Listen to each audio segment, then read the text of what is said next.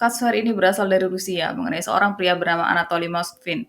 Jadi pada tahun 2011 terjadi rasisme besar-besaran juga propaganda anti-Islam yang karena hal ini banyak orang-orang Islam yang kemudian diserang, bahkan makam-makam juga ikut diganggu, dan yang paling parah makam-makam dirusak, dibongkar dan mayatnya dikeluarkan. Untuk kasus mengenai makam, mata semua orang saat itu langsung tertuju ke seorang pria bernama Anatoly Moskvin, yang selain dia diakui sebagai akademisi jenius, dia juga diketahui memiliki obsesi aneh pada makam. Anatoly akhirnya diperiksa, rumahnya digeledah, dan waktu polisi masuk ke kediaman Anatoly, mereka ngelihat ada banyak boneka seukuran manusia, dari yang ukuran anak-anak sampai ukuran remaja. Kemudian dengan pemikiran kalau mungkin Anatoly menyembunyikan dokumen penting juga rahasia di dalam tubuh bonekanya, polisi membedah tubuh boneka Anatoly yang saat itulah ketahuan kalau ternyata itu bukan boneka tapi tubuh manusia. Total ada 26 boneka di dalam apartemen Anatoly dan dikonfirmasi kalau ke-26 boneka itu berasal dari tubuh manusia. Jadi di sini aku bakalan ngejelasin tentang siapa sih Anatoly, kenapa dia melakukan hal seperti itu, motifnya apa, alasannya apa.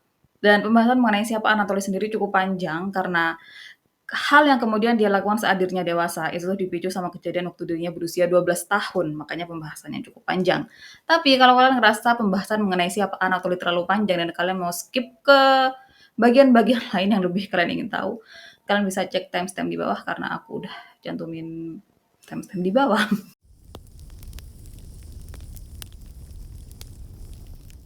Anatoly Moskvin lahir pada 1 September 1966 di Nizhny Novgorod sebagai anak tunggal dari pasangan Elvira Alexandrovna dan Yuri Moskvin. Sebagai anak tunggal, Anatoly benar-benar disayang sama orang tuanya, kebutuhannya selalu dipenuhi, keinginannya selalu didukung, apalagi dia selalu jadi siswa terpintar di sekolahnya. Jadi orang tuanya benar-benar bangga dan sayang banget sama Anatoly. Kemudian seperti anak-anak pintar pada umumnya, Anatoly lebih suka ada di dalam rumah untuk baca buku ataupun belajar. Dia jarang banget keluar rumah, apalagi keluar rumah cuma untuk main sama teman-teman seusianya. Dan awalnya hal ini cukup membuat orang tuanya khawatir. Tapi untuk Anatoly sendiri, sebenarnya dirinya nggak masalah walaupun dirinya nggak punya teman, walaupun dirinya nggak pernah main sama teman-teman seusianya, dirinya sama sekali nggak masalah dengan semua itu. Karena keputusan untuk dirinya sendirian, keputusan untuk dirinya nggak berteman dan nggak bermain dengan siapapun, itu adalah keputusan dan keinginannya sendiri. Jadi Anatoly bukan tipe anak yang karena dia nggak punya teman, karena dia nggak tahu gimana caranya bermain, akhirnya dia memutuskan untuk duduk di pojokan sendirian.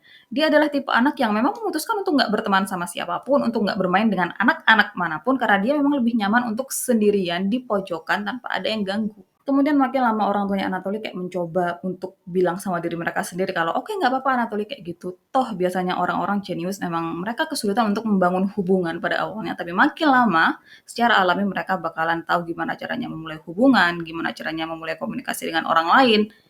Kita biarin aja Anatoly kayak gitu. Dan itu adalah keputusan akhir orang tuanya. Kemudian beberapa waktu setelahnya semuanya kayak baik-baik aja, kayak nggak bakalan ada sesuatu yang buruk sama Anatoly, sampai akhirnya waktu dia berusia sekitar 8 atau 9 tahun, Anatoly pulang ke rumah sendirian, dia pulang sekolah sendirian, dan waktu di tengah jalan seorang pria tiba-tiba tarik Anatoly ke semak-semak yang di sana dia melakukan kekerasan ke Anatoly. Waktu semuanya udah selesai, Anatoly sadar kalau tubuhnya penuh luka juga memar di mana-mana, tubuhnya kesakitan, dan dia pulang ke rumah kayak seolah-olah nggak ada apapun, tapi di situ orang tuanya tahu kalau ada sesuatu yang aneh sama Anatoly. Apalagi sikapnya selama beberapa hari setelah kejadian itu tuh mulai berubah jadi lebih diam. Orang tua Anatoly kemudian tanya sama Anatoly mengenai apa yang terjadi, tapi di situ Anatoly justru bersikap agresif dan dia marah-marah sama orang tuanya. Jadi setelahnya orang tuanya nggak pernah tanya apapun lagi sama Anatoly mengenai ada kejadian apa pada hari itu. Jadi Anatoly simpan kejadian itu sendirian, dia nggak pernah cerita sama siapapun sampai nanti waktu dia dewasa baru dia ceritain hal ini.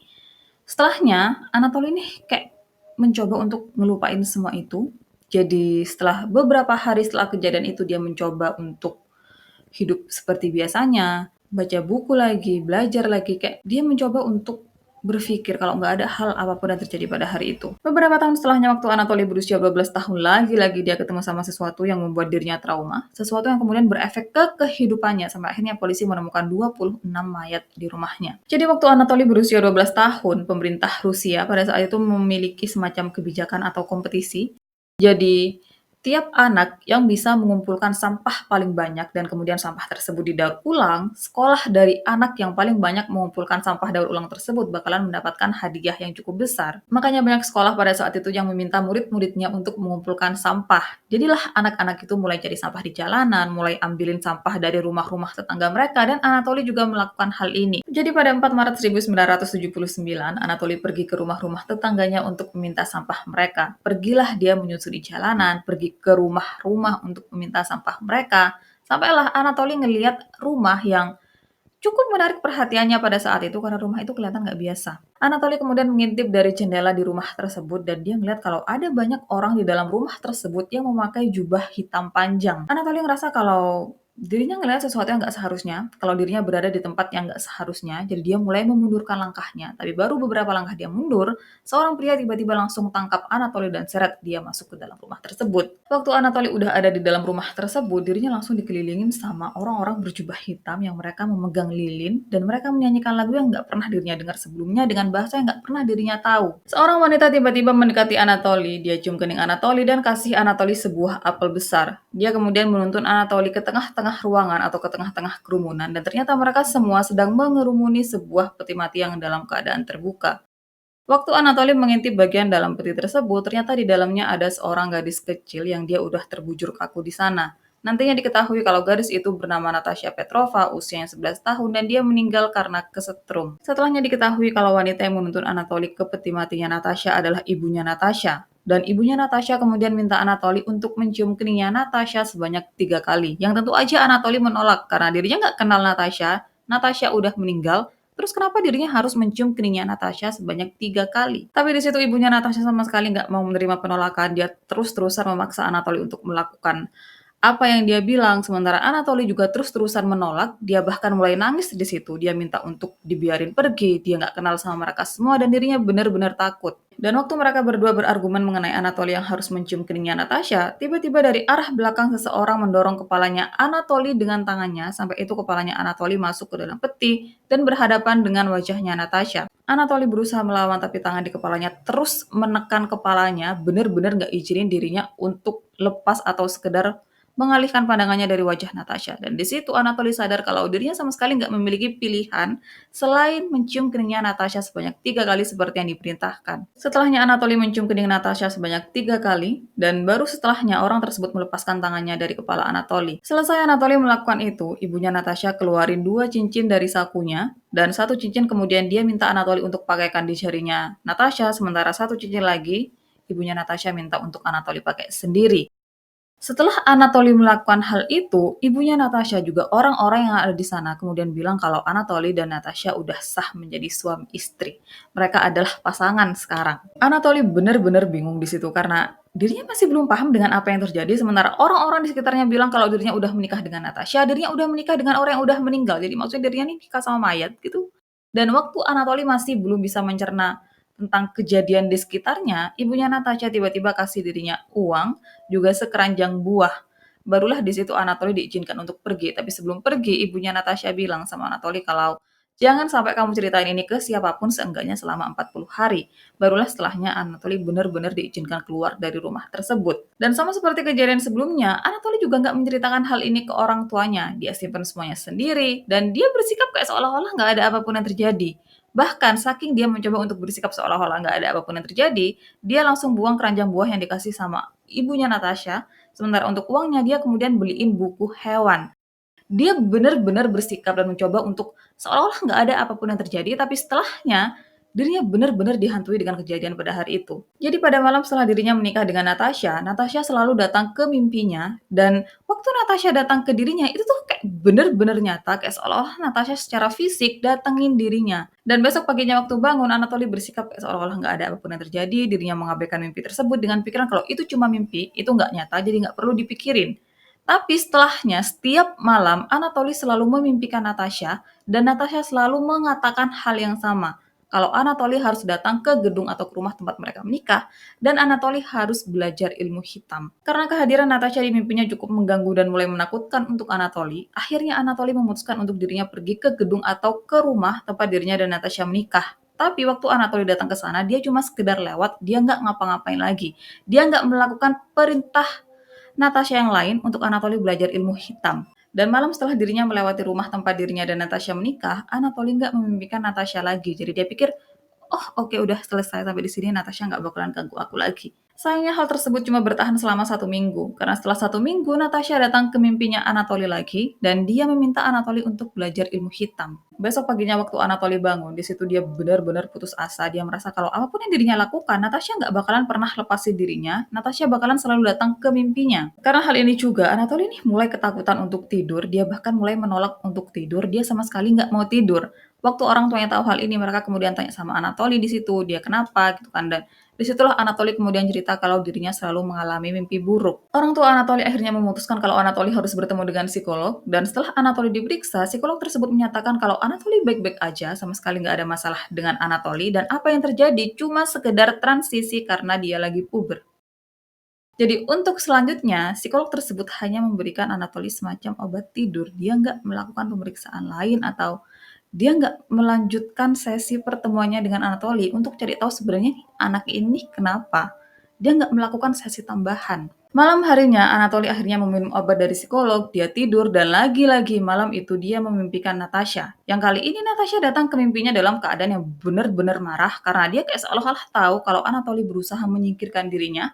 Anatoly nggak suka dirinya hadir ke mimpinya. Akhirnya di situ Natasha bilang sama Anatoly, kalau kamu nggak suka aku hadir di mimpimu, artinya kamu harus mentransfer aku ke mimpi anak-anak lain. Dan cara untuk memindahkan aku ke mimpi anak lain, kamu harus mendapatkan gigi seorang anak laki-laki. Setelahnya entah gimana Anatoly berhasil mendapatkan gigi seorang anak laki-laki, dan sesuai dengan arahan Natasha tentang gimana cara memberikan gigi tersebut ke Natasha, Anatoly meletakkan gigi tersebut di bawah bantalnya waktu dia lagi tidur. Dan setelah dia meletakkan gigi tersebut di bawah bantalnya, Anatoly nggak pernah lagi memimpikan Natasha.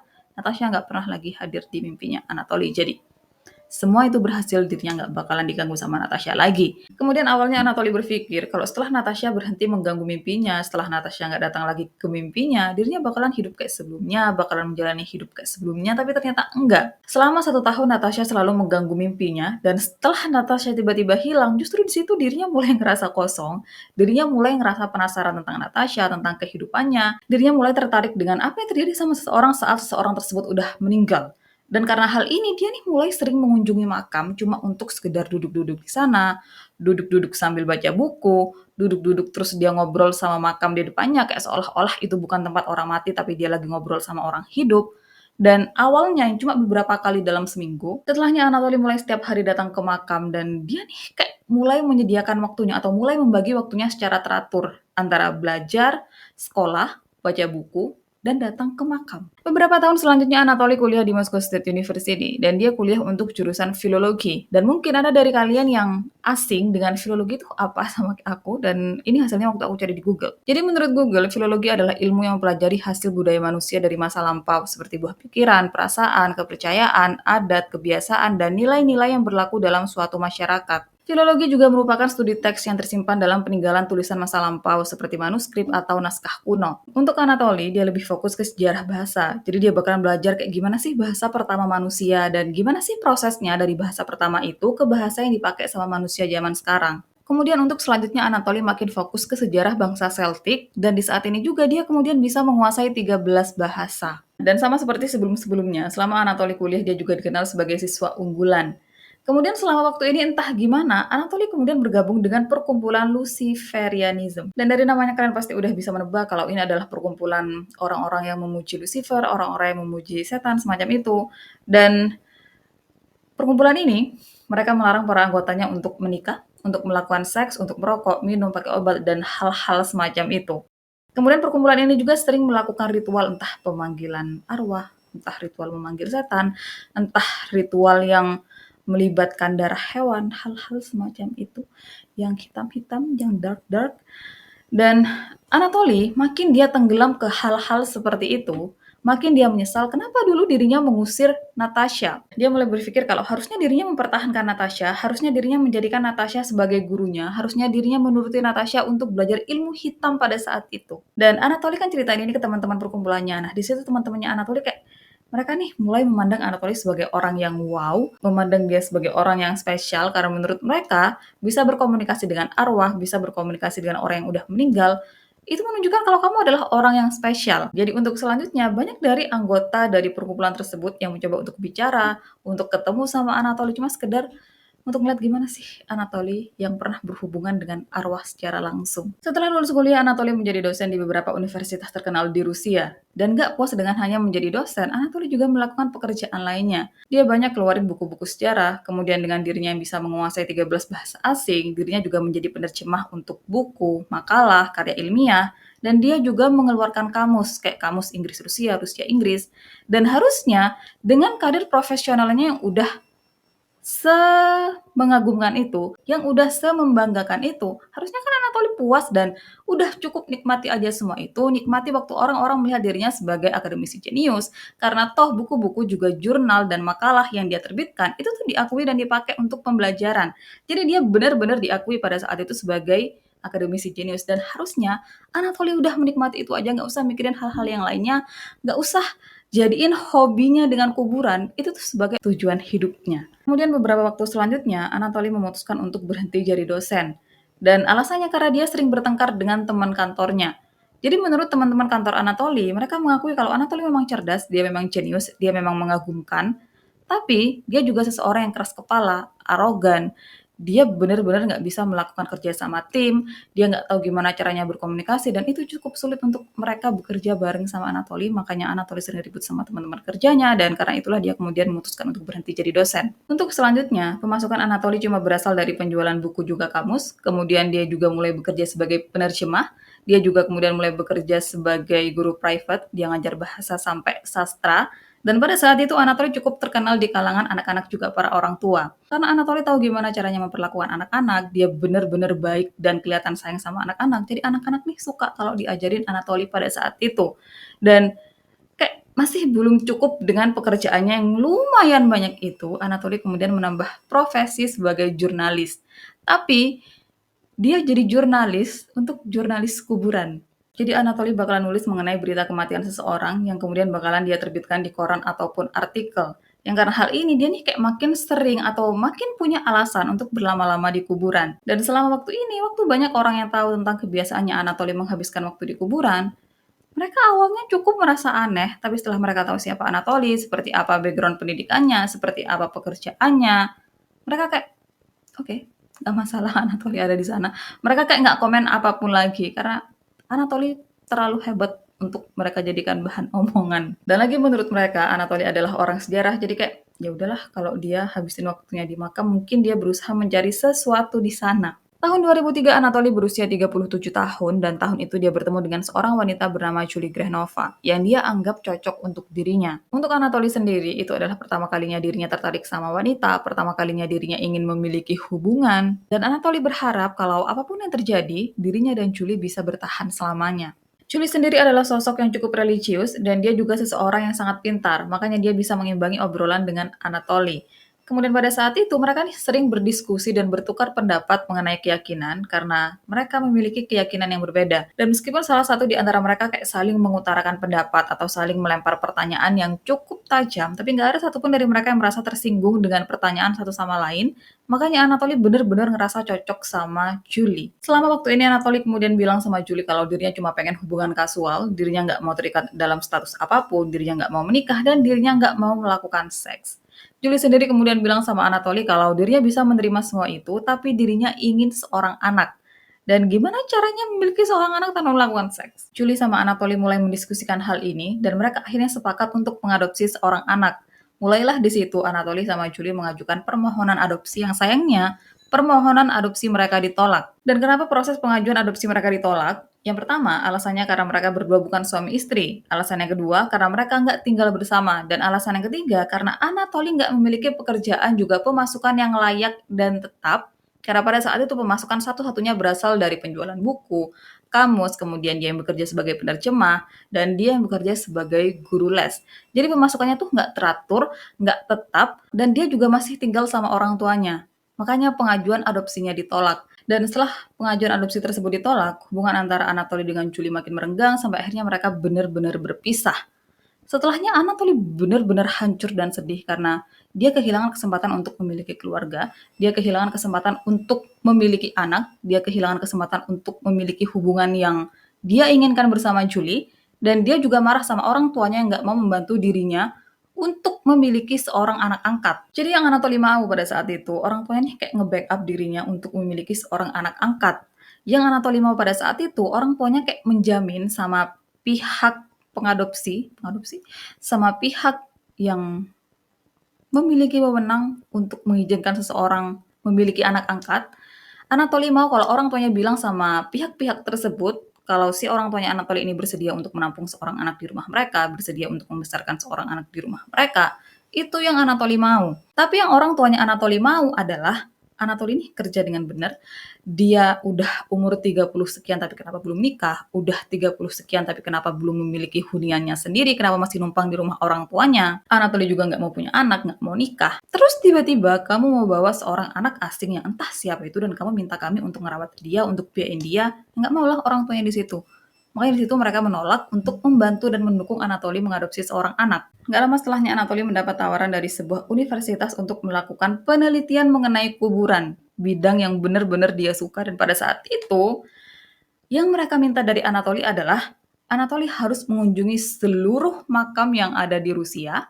Dia datang ke satu persatu makam yang ada di Rusia, terus mencatat satu persatu informasi di nisan yang ada di tiap-tiap makam. Gila nggak? Dan ada berapa ratus makam coba yang ada di sebuah negara besar, dan itu pun dia masih harus mencatat satu persatu informasi di tiap nisan yang ada di tiap makam. Benar-benar kerjaan yang nggak bakalan ada habisnya. Mungkin menurut kita ini adalah pekerjaan yang sia-sia, pekerjaan yang benar-benar merepotkan dan sangat berat. Tapi untuk Anatoly, pekerjaan ini adalah sesuatu yang benar-benar dirinya cari. Pekerjaan ini adalah sebuah kesempatan untuk dirinya keluar dari rumah, menjauh dari orang tuanya yang selalu tanya ke dirinya kapan dirinya nikah, kapan dirinya punya anak, kapan dirinya kerja dengan benar, kapan dirinya punya hunian sendiri. Ini juga kesempatan untuk dirinya bisa berlama-lama di kuburan.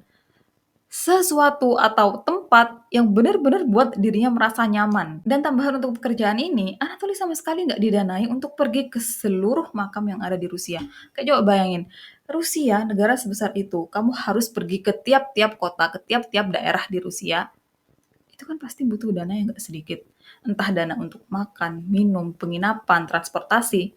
Nah, Anatoly nggak dikasih semua itu. Kemudian sekarang, gimana caranya Anatoly mengunjungi setiap makam yang ada di Rusia tanpa sedikit pun dana yang dikucurkan ke dirinya? Untuk perjalanan, Anatoly bakalan jalan kaki sejauh 32 kilometer setiap harinya sampai dia menginjakkan kaki di lokasi makam yang dia tuju.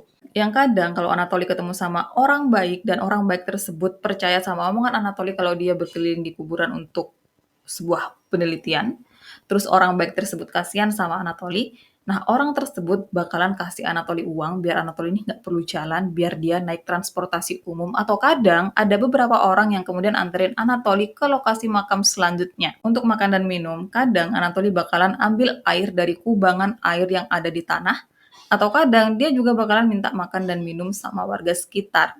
Yang waktu beberapa orang mendengar ceritanya, mereka kasihan dan mereka akhirnya kasih makan juga minum untuk Anatoly. Untuk tidur, Anatoly menyatakan kalau kadang dia bakalan tidur di gedung atau rumah yang udah nggak ada penghuninya, atau kadang juga dia bakalan ketemu sama warga yang baik, yang mau mendengar omongannya, yang mau percaya kalau dirinya adalah seorang peneliti, dan warga tersebut mengizinkan Anatoly untuk bermalam di rumahnya. Tapi lebih seringnya, Anatoly bilang kalau dia bakalan tidur di makam.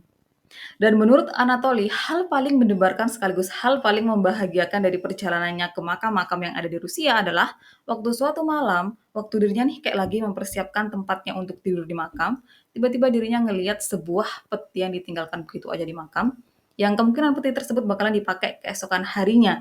Dan tanpa berpikir dua kali, Anatoly langsung masuk ke dalam peti tersebut dan dia tidur di dalam peti tersebut. Kemudian meskipun Anatoly banyak bertemu dengan orang-orang baik selama perjalanan ini, banyak menemukan kenangan-kenangan yang menyenangkan, tapi dia juga memiliki kenangan yang buruk selama melakukan pekerjaan ini. Jadi untuk orang-orang yang nggak percaya kalau selama ini Anatoly berkeliaran di makam untuk sebuah penelitian, untuk sebuah pekerjaan, orang-orang tersebut kemudian mulai memukuli Anatoly, melakukan pengancaman, usir Anatoly dari makam yang saat itu dirinya sedang melakukan penelitian. Bahkan pernah satu kali beberapa orang memasukkan Anatoly ke dalam mobil, terus Anatoly dibawa ke pinggiran kota dan di sana Anatoly dibilang untuk nggak pernah memasuki daerah mereka lagi. Bahkan pernah satu kali Anatoly ini dirampok. Jadi menurutku lebih banyak hal yang merugikan di pekerjaan ini daripada hal yang menguntungkan. Dan lagi kenapa bisa-bisanya Anatoly mau ambil kerjaan tersebut, dia keliling seluruh Rusia, tapi nggak dikasih dana untuk berkeliling Rusia, kayak gila. Dan selama perjalanan ini juga, Anatoly ini sering berkali-kali dihentikan sama polisi yang mereka curiga, ini Anatoly ngapain di kuburan gitu kan. Dan untuk polisi sendiri, waktu mereka dengar penjelasan Anatoly kalau dirinya adalah seorang peneliti, di situ mereka akhirnya melepaskan Anatoly. Kemudian selama waktu itu kan kadang makam yang Anatoly datengin tuh keadaannya udah nggak bagus. Entah mungkin karena keluarganya nggak pernah berkunjung atau mungkin orang-orang di makam tersebut udah dilupakan, tapi kan kadang ada beberapa makam yang nggak keurus, yang mungkin nisanya rusak dan semacamnya. Nah, Anatoly dia bakalan beli perlengkapan dengan uangnya pribadi untuk memperbaiki dan membersihkan makam-makam tersebut. Jadi secinta itu dia sama makam sampai rela merogoh koceknya sendiri untuk memperbaiki makam-makam tersebut, padahal pekerjaannya di situ juga nggak dibayar. Kurang lebih selama 2 tahun sampai akhirnya Anatoly menyelesaikan pekerjaan ini, dan dia menyatakan kalau dirinya mendatangi 752 lokasi makam yang tersebar di seluruh Rusia. Dan kalian bisa bayangin ada berapa banyak atau ada berapa juta nama-nama dari orang meninggal yang Anatoly catat pada saat itu. Kemudian, setelah Anatoly pulang dari kerjaannya ini, dia nih kayak jadi lebih pendiam, jadi lebih penyendiri. Dia kayak benar-benar nggak mau keluar dari rumah orang tuanya atau dari rumahnya, kecuali untuk hal-hal yang benar-benar penting. Tahun 2009, Anatoly membuat blog mengenai makam. Dia menyatakan dirinya sebagai ahli pemakaman, menunjukkan informasi mengenai kegiatannya selama di makam, menunjukkan apa yang terjadi dan bisa dilihat selama ada di makam, dan banyak orang yang kemudian mengikuti blognya Anatoly. Banyak dari mereka yang suka dengan isi blog Anatoly, apalagi waktu mereka tahu latar belakang akademis Anatoly itu kayak apa, itu tuh kayak makin buat mereka kagum sama Anatoly. Kemudian selama tahun 2009 itu banyak laporan mengenai makam-makam yang dinodai, entah dicoret-coret, entah nisannya dirusak, entah barang-barang yang sebelumnya ditinggalkan oleh keluarga mendiang terus diletakkan di makam mendiang tuh pas keluarganya datang lagi udah nggak ada, atau entah tiba-tiba pas keluarganya datang ke makam keluarga mereka yang meninggal, tiba-tiba ada barang yang entah itu barang dari siapa.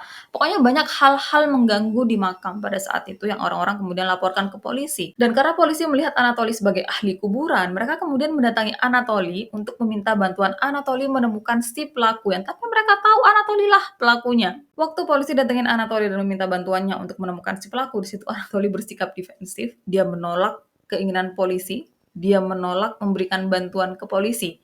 Dan waktu itu polisi ngerasa aneh, tapi mereka cuma mikir, oh mungkin dia emang nggak mau bantu, mungkin dia emang nggak bisa membantu. Jadi udah selesai di situ, nggak ada kelanjutan untuk kejadian pada tahun 2009. Kemudian tambahan untuk orang tua Anatoly, setiap tahunnya pada musim panas, mereka bakalan pergi keluar kota atau keluar negeri berdua aja. Tinggalin Anatoly di rumah, tanpa mereka tahu apa yang anak mereka lakukan selama mereka nggak ada di rumah.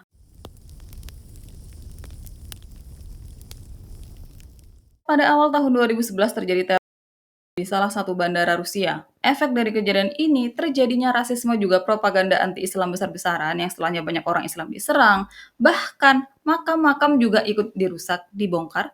Ya menurut beberapa sumber lain bahkan mayatnya itu dikeluarkan. Dan kalau kalian berpikir kenapa orang-orang tersebut tiba-tiba menargetkan makam untuk diserang, kenapa mereka melakukan perusakan makam, siapa pencetusnya, siapa yang mendorong mereka untuk melakukan hal tersebut? Dan jawabannya adalah Anatoly. Anatoly adalah orang pertama yang melakukan perusakan makam yang kemudian diikuti oleh banyak orang setelah mereka tahu siapa Anatoly. Dia adalah seorang akademisi jenius, dia adalah orang yang sangat mengetahui hal-hal terkait makam. Pokoknya dengan background siapa Anatoly, banyak orang yang kemudian mengikuti langkahnya dengan melakukan perusakan makam, bahkan mereka melakukan hal lebih parah dari Anatoly dengan membongkar dan mengeluarkan mayatnya.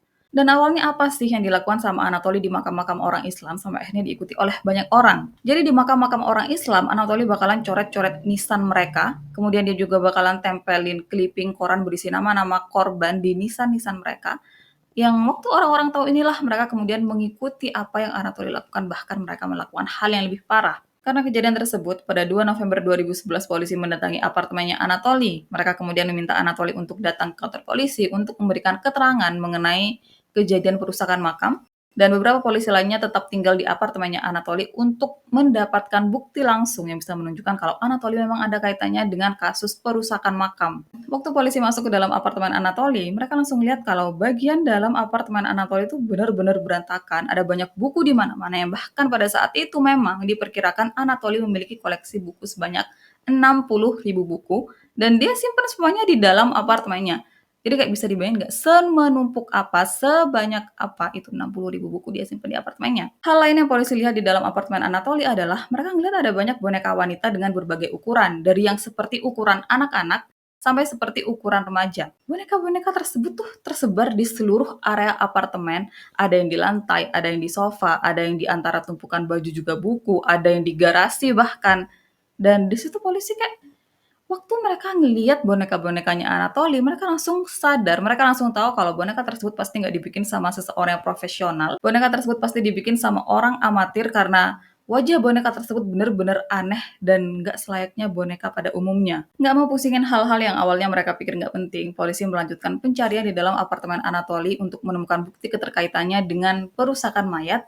Dan waktu mereka mencari bukti di dalam apartemennya Anatoly, sambil nyari mereka nih sambil tutup hidung karena bagian dalam apartemennya Anatoly itu bener-bener bau. Kemudian salah satu boneka Anatoly kan ada di antara tumpukan buku juga dokumen. Dan polisi yang mau memeriksa buku juga dokumen yang ada di sana, kemudian memindahkan boneka tersebut. Dan waktu dia memindahkan boneka tersebut, dia sadar kalau ada sesuatu yang bergerak dari dalam tubuh boneka tersebut, ada sesuatu yang bergesek.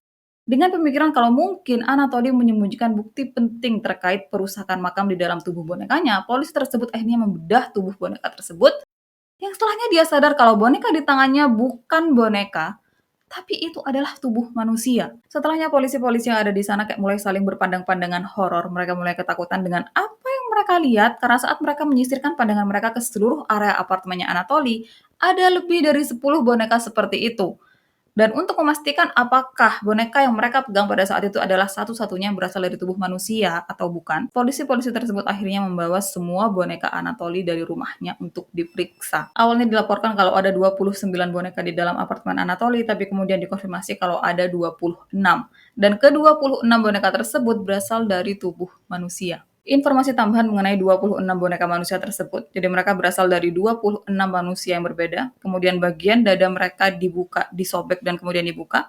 Dan organ dalam tubuh mereka tuh nggak ada. Justru kemudian organ dalam tubuh mereka tuh diganti sama bantal, sama kain. Kemudian juga dimasukin barang-barang pribadi mereka yang dimasukkan ke peti mati mereka saat mereka dimakamkan untuk pertama kalinya oleh keluarga mereka. Dan juga ada kotak musik.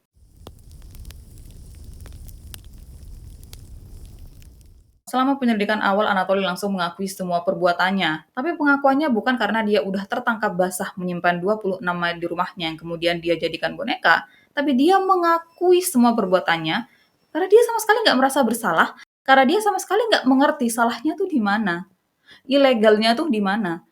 Dia sama sekali nggak melihat ada kesalahan dalam perbuatannya, makanya dia langsung mengakui semuanya. Dalam pikiran Anatoly, dirinya melihat kalau dirinya adalah orang baik karena dirinya mengeluarkan para gadis tersebut dari dalam kuburan, mengeluarkan mereka dari peti mati mereka, mengeluarkan mereka dari tempat yang sepi, yang dingin, yang menakutkan.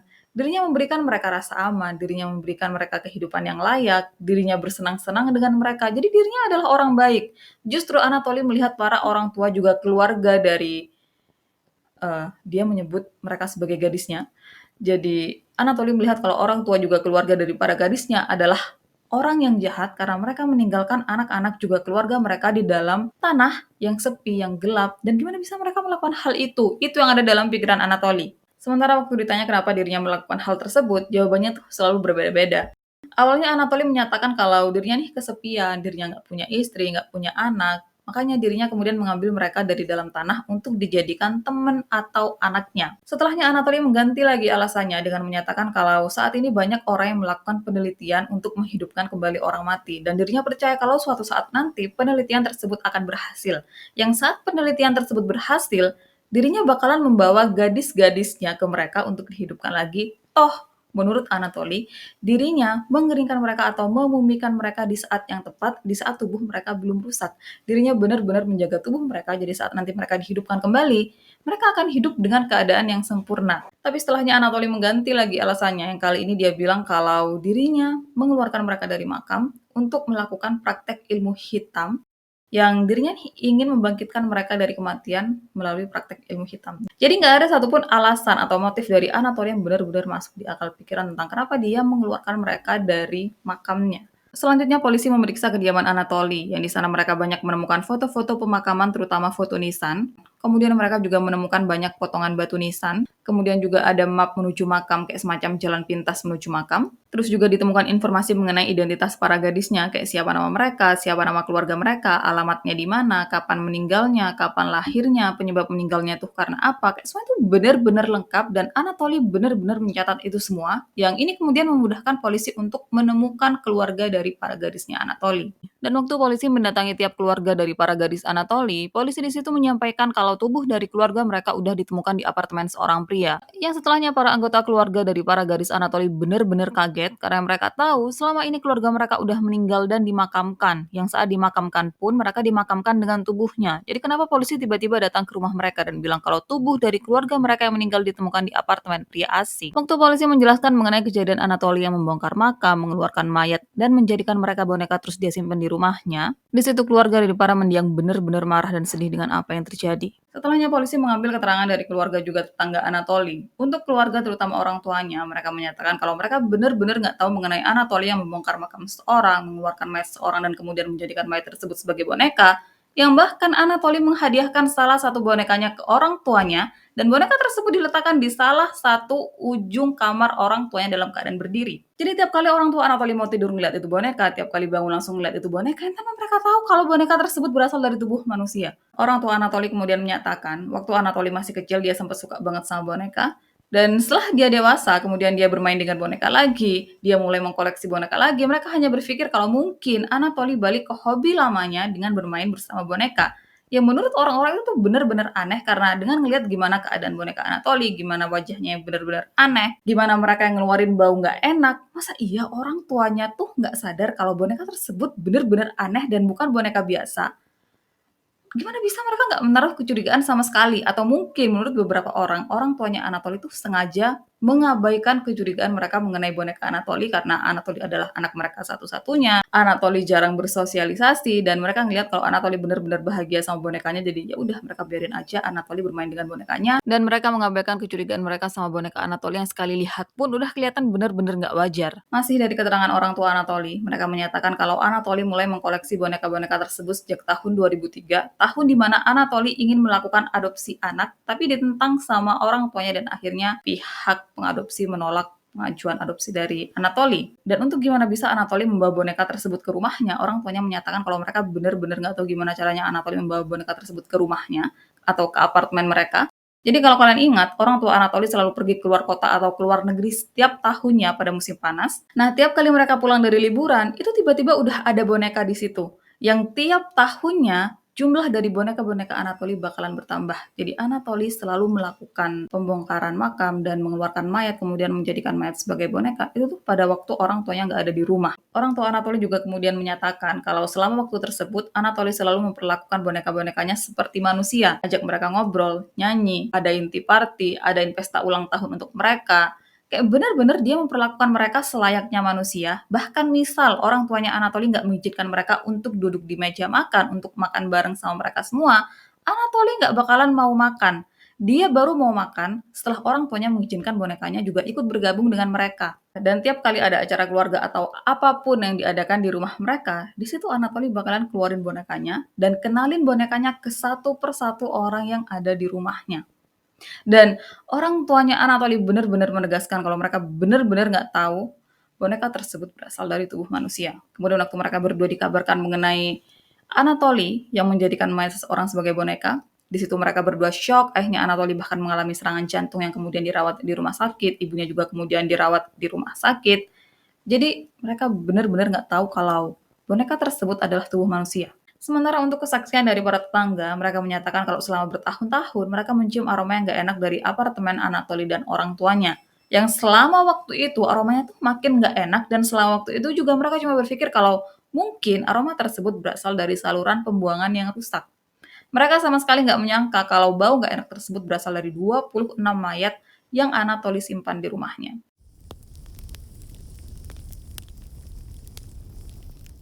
Sebelum masuk ke bagian gimana caranya Anatoly memumikan atau mengeringkan mereka sampai akhirnya dia menjadikan mereka sebagai bonekanya, aku informasikan dulu kalau sebenarnya pihak-pihak yang menangani kasus ini sangat menjaga privasi dari para mendiang juga keluarganya. Tapi salah satu dari keluarga yang anak mereka adalah boneka pertama Anatoly, mereka nih cukup vokal, jadi akhirnya orang-orang tahu siapa boneka pertama yang Anatoly buat dan siapa keluarganya. Dan kita bakalan ngebahas sedikit mengenai boneka pertama Anatoly ini. Boneka pertama yang Anatoly buat berasal dari tubuh seorang gadis berusia 10 tahun, namanya Olga Chadamova. Sedikit ngomongin tentang Olga, jadi pada musim semi 2002, Olga yang berusia 10 tahun bilang sama orang tuanya kalau dia mau pergi ke rumah neneknya yang cuma berjarak beberapa blok dari apartemennya. Biasanya tiap kali Olga pergi ke rumah neneknya, dia nih bakalan diantar sama orang tuanya, tapi di situ dia bersikeras bilang sama orang tuanya kalau dirinya bisa pergi sendiri, dirinya udah 10 tahun sekarang, dirinya berani untuk pergi sendiri. Dan karena dia terus memaksa, akhirnya orang tuanya mengizinkan Olga untuk pergi ke rumah neneknya sendirian. Kemudian waktu Olga sampai di lobi apartemen, dia nih ketemu sama seorang pria yang lagi mabuk, juga seorang pecandu obat-obatan terlarang. Pria tersebut kemudian langsung tarik Olga dan bawa Olga sampai ke atap gedung apartemen, yang di sana pria tersebut mencoba untuk mengambil barang-barang berharga Olga, karena kan Olga masih anak 10 tahun, dia nggak bawa uang yang banyak, jadi pria tersebut mengambil barang-barang berharga Olga kayak anting. Dan Olga yang ketakutan, dia kemudian mencoba untuk melarikan diri, tapi pria tersebut langsung menangkap Olga dan memukul kepala Olga dengan pipa besi.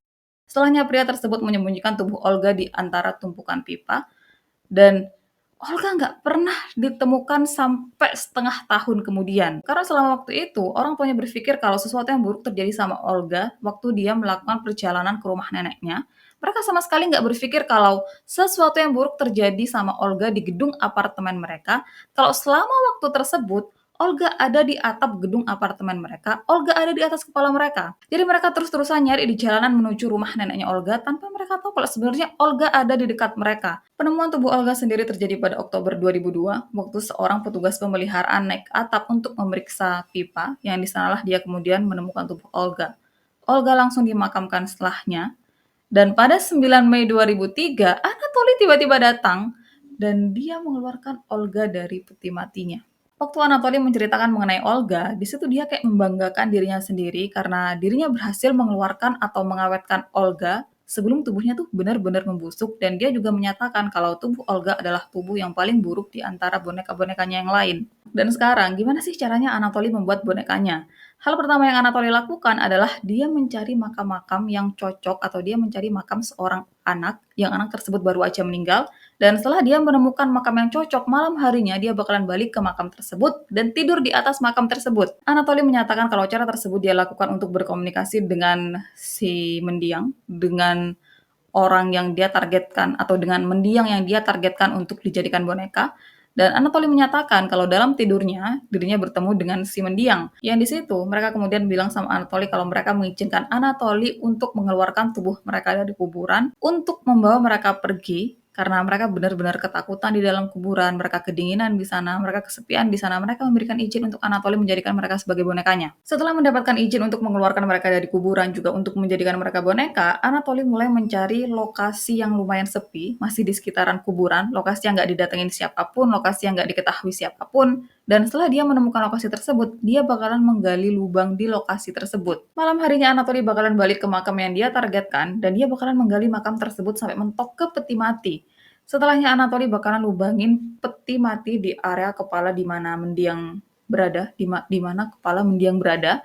Dan setelah selesai dia ngelubangin itu peti, dia kemudian bakalan tarik kepalanya mendiang. Terus dia tarik sampai tubuhnya keluar seutuhnya. Setelahnya Anatoly sobek bagian dada mereka dan keluarin semua organ dalam tubuh mereka. Dia kemudian membawa mereka ke lubang yang sebelumnya udah dia buat di lokasi yang sepi, di lokasi yang nggak diketahui siapapun, dia masukkan mereka ke dalam lubang dan tutup tubuh mereka pakai tanah. Selanjutnya Anatoly balik lagi ke makam pertama mereka dan dia menutup lagi makam tersebut. Dia membuat seolah-olah makam tersebut nggak pernah digali atau dibongkar sebelumnya, dan Anatoly cukup menyombongkan dirinya mengenai hal ini. Dirinya bilang kalau dirinya benar-benar ahli dalam menutup makam, untuk membuat kalau makam tersebut terlihat nggak pernah dibongkar dan digali sebelumnya. Dan memang orang tua dari para mendiang kemudian menyatakan kalau waktu mereka datang ke makam anak atau keluarga mereka, mereka sama sekali nggak pernah menyadari kalau makam tersebut pernah digali dan dibongkar sebelumnya, saking ahlinya Anatoly. Selesai menutup makam asli dari bonekanya, Anatoly langsung pulang ke rumah karena pekerjaannya untuk malam itu selesai sampai di situ. Besok malamnya dia balik lagi ke lubang dangkal tempat dirinya menyimpan calon bonekanya. Anatoly menggali lubang tersebut, kemudian setelah sampai di tubuh calon bonekanya, dia mulai menuangkan campuran garam juga baking soda ke tubuh calon bonekanya. Selesai melakukan itu, Anatoly menutup lagi lubang tersebut. Dia pulang dan besoknya dia balik lagi untuk melakukan hal yang sama. Selama berhari-hari, selama bermalam-malam, selama berminggu-minggu, Anatoly terus melakukan hal tersebut sampai di momen yang dia yakin kalau tubuh bonekanya tuh udah mengering dengan sempurna. Yang Anatoly bukan seorang profesional dalam memumikan seseorang atau dalam mengeringkan tubuh seseorang, jadi wajar kalau kemudian ada beberapa bagian tubuh dari bonekanya tuh yang masih belum mengering sempurna. Makanya kemudian ada aroma kurang enak dari tubuh bonekanya ya karena mereka dimumikan kurang sempurna. Setelah Anatoly merasa kalau tubuh bonekanya udah termumikan secara sempurna, udah mengering secara sempurna, dia mulai memasukkan kain atau bantal ke dalam tubuh bonekanya karena kan organ dalam tubuhnya tuh dikeluarkan dan untuk mengisi kekosongan tersebut dia memasukkan kain juga bantal. Dan Anatoly juga kemudian memasukkan barang-barang pribadi dari si mendiang yang dimakamkan bersama mendiang.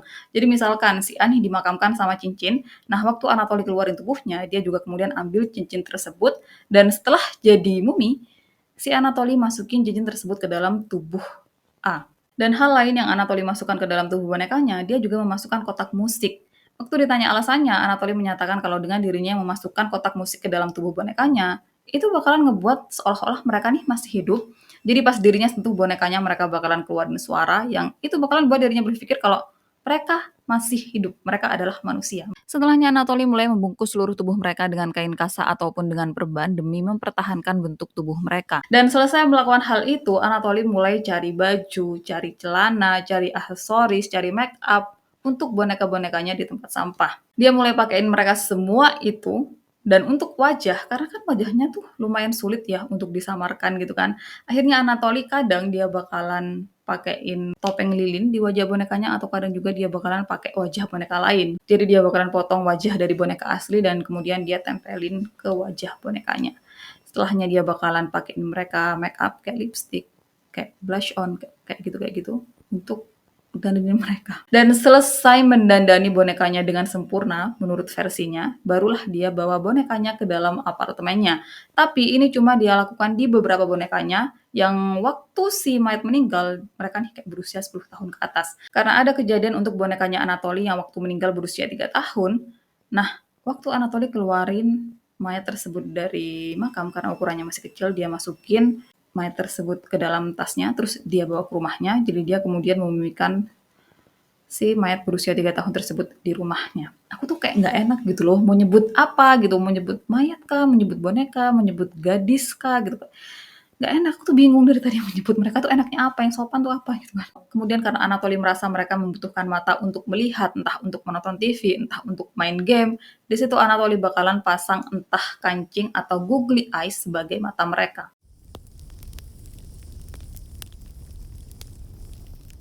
Kemudian sebelum masuk ke bagian akhir, di sini aku bakalan ngebahas sedikit tentang gimana sih pandangan Anatoly mengenai perbuatannya, mengenai dia yang mengeluarkan mereka dari kubur terus menjadikan mereka boneka, dan kenapa Anatoly hanya menjadikan anak-anak atau anak perempuan sebagai bonekanya.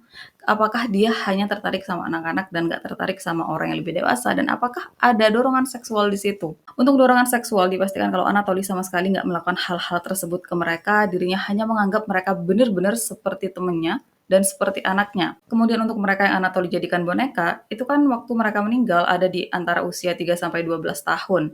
Dan Anatoly ditanya mengenai hal ini, apakah dirinya memang hanya mengincar anak-anak, dan dirinya bilang kalau awalnya dirinya sama sekali nggak terpaku sama usia tertentu. Dirinya pernah menggali makam seorang wanita yang lebih dewasa, tapi di situ dirinya sadar kalau wanita lebih dewasa tuh tubuhnya lebih besar, juga tinggi tubuhnya tuh nggak seperti anak kecil yang mudah untuk disembunyikan. Makanya di situ dia memutuskan untuk memasukkan kembali wanita tersebut ke dalam kuburnya. Dia nggak pernah lagi menggali kubur dari seorang wanita yang lebih dewasa dan dia memutuskan untuk hanya fokus ke anak-anak.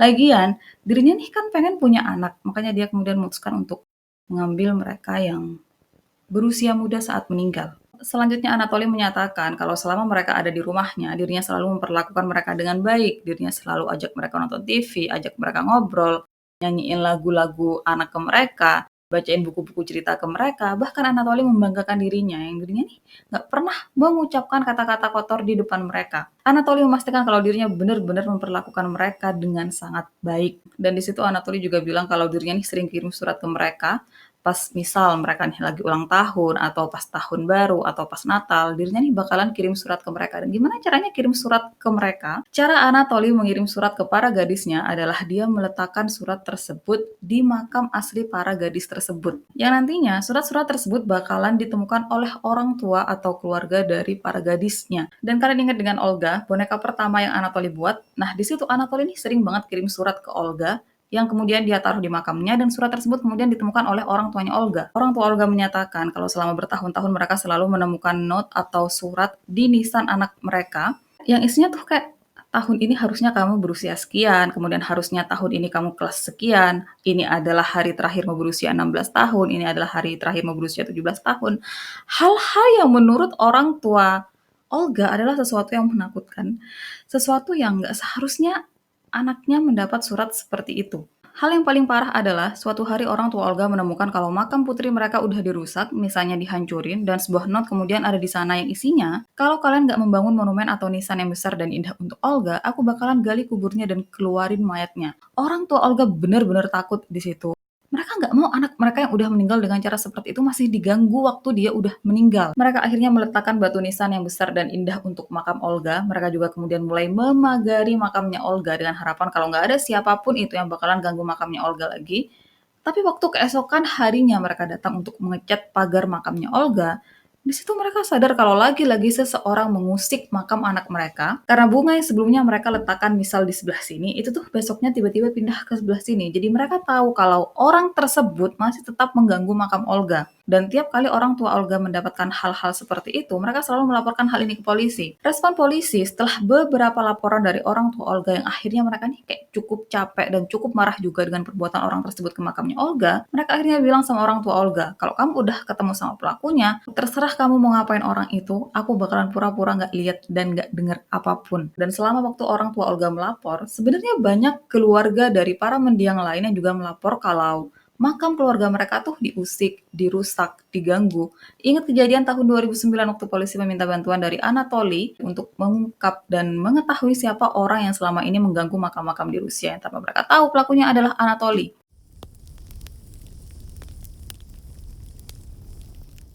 Selama awal penangkapan, Anatoly menyatakan kalau saat dirinya bebas, dirinya akan mengambil mereka lagi, dirinya akan menggali kuburan mereka lagi. Yang karena hal ini banyak dari keluarga para mendiang yang was-was, dan mereka bahkan menyembunyikan lokasi pemakaman keluarga mereka yang baru. Anatoly sendiri kemudian didakwa atas penyalahgunaan 44 makam dan puluhan tubuh orang-orang yang udah meninggal. Tapi nantinya jumlah dari makam yang ternyata diusik oleh Anatoly bertambah dan jumlahnya jadi lebih dari 150. Dan kalau kalian berpikir kenapa ada 150 makam sementara boneka yang ada di rumahnya Anatoly cuma ada 26. Jadi, Anatoly nih kalau dia udah mengeluarkan seseorang dari makamnya, kemudian dia jadikan bonekanya, nggak selalu dia menyimpan mereka di rumahnya, nggak selalu dia mempertahankan mereka untuk selamanya. Jadi kalau Anatoly udah bosen atau nggak suka lagi sama bonekanya, dia bakalan menggali lagi makam asli mereka dan memasukkan lagi mereka ke dalam peti mati mereka. Dia melakukan itu berkali-kali. Bahkan kalau kalian ingat tentang boneka yang Anatoly simpan di garasinya, nah itu dia simpan di garasinya karena dia udah nggak suka sama itu boneka dan ada kemungkinan kalau boneka tersebut bakalan Anatoly balikin ke kuburannya sebelum akhirnya polisi menemukan boneka tersebut. Kemudian selama di penjara sambil nunggu sidangnya, Anatoly mendapat kunjungan rutin dari seorang psikiater. Anatoly kemudian dinyatakan mengidap skizofrenia paranoid, yaitu gangguan mental yang mempengaruhi cara berpikir, perasaan, dan pandangan si pengidap terhadap suatu hal. Orang-orang yang mengidap skizofrenia paranoid biasanya mengalami delusi, halusinasi, dan paranoia. Dan entah sejak kapan Anatoly mengidap ini, tapi dipercaya kalau waktu dia memimpikan Natasha, di situ dia udah mengidap skizofrenia paranoid. Entah dia baru mengidap sejak kejadian Natasha, atau mulai mengidap sejak penyerangan yang dilakukan oleh laki-laki lebih tua saat dirinya pulang sekolah. Dan baru muncul sejak kejadian Natasha, entah, nggak ada yang tahu, tapi kemungkinannya tuh dari sana. Waktu persidangan dimulai, Anatoly ditanya mengenai apakah dia memiliki sesuatu untuk dikatakan. Anatoly kemudian menoleh ke para keluarga dari para bonekanya, dan di situ dia bilang sama mereka, kalian meninggalkan gadis-gadis kalian dalam kedinginan dan aku bawa mereka ke rumah, menghangatkan mereka, kasih mereka kehidupan yang layak. Anatoly juga menyatakan kalau dirinya menyesal karena mereka memiliki hidup yang pendek, bukan menyesal karena udah mengeluarkan mereka dari kuburan. Jadi dia benar-benar sama sekali nggak pernah melihat dirinya bersalah. Untuk hukuman, awalnya Anatoly mendapat ancaman hukuman 5 tahun, karena kan yang dia lakukan bukan menghilangkan nyawa seseorang, tapi dia menodai atau melakukan sesuatu yang nggak normal ke mayat. Hakim kemudian menyatakan kalau Anatoly nggak dalam keadaan yang dia mampu membedakan mana yang salah dan mana yang benar. Dia nggak mampu untuk mengaku bersalah atau nggak bersalah karena mentalnya bermasalah. Hasil dari persidangan, Anatoly diwajibkan membayar uang sebesar $75.000 ke masing-masing dari keluarga mendiang karena perbuatannya membuat mereka mengalami kerusakan mental dan dirinya harus tinggal di RSJ sampai batas waktu yang nggak ditentukan. Menanggapi keputusan persidangan, beberapa keluarga dari para mendiang kurang puas. Mereka merasa kalau Anatoly pantas dihukum penjara dan dibiarkan tinggal bersama para tahanan yang bakalan pukul dan siksa dia. Beberapa lagi juga menyatakan kalau harusnya Anatoly dihukum mati, tapi ada seorang ayah dari salah satu mendiang yang justru berterima kasih ke Anatoly. Dia menyatakan kalau Anatoly melakukan banyak hal ke anaknya yang waktu anaknya masih hidup, dirinya nggak bisa melakukan hal itu, kayak nonton TV bareng, makan bareng, main game. Jadi dia benar-benar berterima kasih karena memperlakukan anaknya dengan baik, ajak dia melakukan banyak hal yang nggak bisa dirinya lakukan waktu anaknya masih hidup. Untuk orang tua Olga, keluarga yang paling vokal mengenai kasus ini, mereka sama sekali nggak bisa melupakan dan memaafkan Anatoly. Mereka bahkan pindah ke gedung apartemen yang sebelah-sebelahan dengan rumah sakit tempat Anatoly dirawat. Jadi mereka bakalan lihat gedung tersebut tiap hari dan kayak seolah-olah mengawasi Anatoly yang ada di sana. Kemudian untuk orang tua Anatoly, mereka bilang kalau sejak Anatoly dirawat di rumah sakit, dia berubah. Dia kayak bukan anak mereka lagi. Karena pas mereka datang, Anatoly ini kayak zombie. Nggak menanggapi apapun omongan mereka, nggak bisa nulis, sering netesin liurnya sendiri, selalu tidur seharian. Kayak dia bener-bener kehilangan dirinya. Dan memang selama waktu ini Anatoly mengkonsumsi sekitar 15-20 obat yang kebanyakan adalah obat penenang. Kemudian dilaporkan kalau selama dirinya dirawat, Anatoly banyak menerima serangan. Dia sering dipukul sama pasien lain bahkan sama perawat di sana. Dia juga ditempatkan di sel isolasi dan nggak bisa bebas meninggalkan kamarnya. Tahun 2016, entah gimana Anatoly yang ada di rumah sakit bisa bertemu dan kenalan dengan seorang wanita berusia 26 tahun yang dia berasal dari daerah di mana Anatoly tinggal. Dia kuliah dan lulus dari kampus yang sama dengan Anatoly. Dan pada saat itu Anatoly udah berusia 50 tahun, sementara wanita ini baru 26 tahun, yang entah gimana dia mau-maunya berhubungan dengan Anatoly, padahal dia tahu Anatoly tuh kayak gimana, sejarahnya kayak gimana, dia pelaku atas kasus apa.